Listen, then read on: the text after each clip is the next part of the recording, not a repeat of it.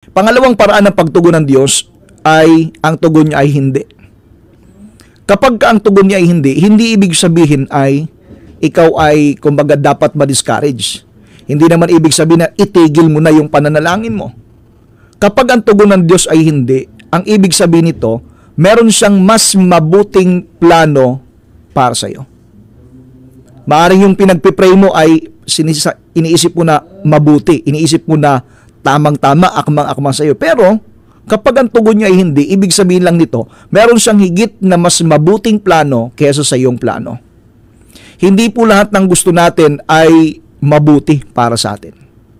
Again hindi lahat ng gusto natin ay mabuti para sa atin.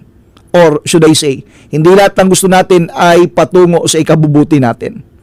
Minsan po kasi, may mga pagkakataon yung atin pong hinihiling maglalayo sa atin or maghantong sa atin sa kapahamakan.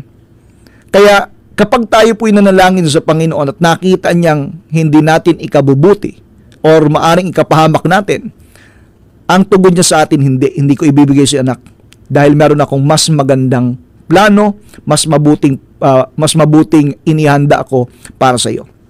Bakit? Kasi nga ang Diyos ay nakakaalam ng lahat. Kaya't minsan pinipigilan niya tayong mapahamak. Halimbawa, humiling ka ng isang relasyon, ngunit ito hindi natuloy. Bakit? Kasi kalaunan, natuklasan mong may mas mabuting tao pala para sa iyo. Diba? Minsan po kasi pagka nagpipray tayo, when we talk about relationship, parang ang gusto natin, Lord, ito yung gusto ko, ito talaga. Pero meron palang mas the best na inilaan ang Panginoon para sa iyo. Kaya nga, ang tugon niya ay hindi. Ano po ang sabi ng Isaiah chapter 55, verse 8? Sapagkat ang aking mga pag-iisip ay hindi ninyo pag-iisip, ni ang inyong mga daan ay aking mga daan, sabi ng Panginoon.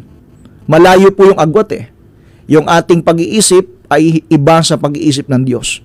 Yung ating paraan, yung ating daan ay iba sa daan ng Panginoon. Maaring iniisip mo, maaring inaakala mo, okay ito, pero mas nakikita ng Panginoon yung nasa dulo natin.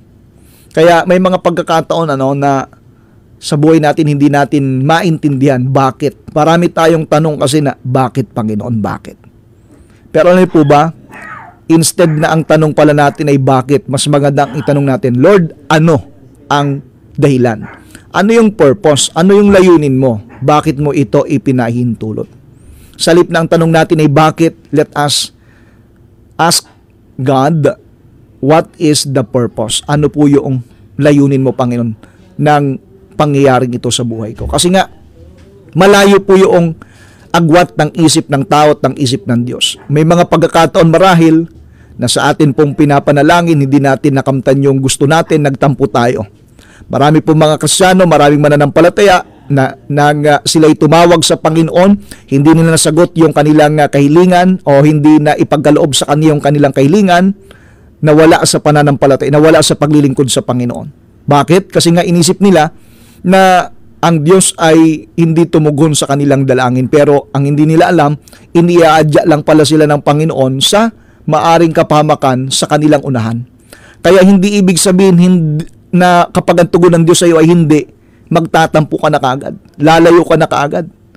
May mga may mga agam-agam yung ibang mga mananampalataya na nagkakaroon sila ng discouragement na sinasabi, Panginoon, sa kabila ng aking pagtatapat, sa kabila ng aking pagsusumika, paglilingkod sa iyo, ito pa yung napapala ako, ito pa yung nangyayari sa akin.